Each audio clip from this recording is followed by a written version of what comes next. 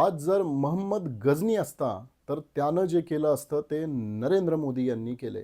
1791 साली काशीमध्ये अहिल्यादेवी होळकर यांनी मनकर्णिका घाट बांधला. हा घाट काही तासांमध्ये बुलडोझर लावून नरेंद्र मोदींनी उद्ध्वस्त केला आहे. एवढंच नव्हे तर अहिल्यादेवी होळकर यांच्या मूर्तीची विटंबना झाली आहे.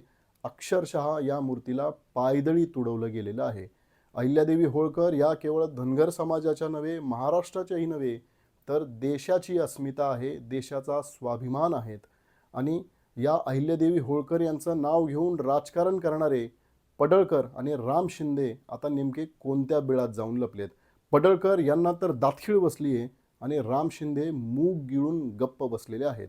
यांच्यामध्ये स्वाभिमानाचा थोडाही अंश असेल, अहिल्यादेवी होळकर यांच्याविषयी थोडीही सन्मानाची भावना असेल, तर यांनी राजीनामा द्यावा आणि भाजपच्या विरोधामध्ये रस्त्यावर उतरावं.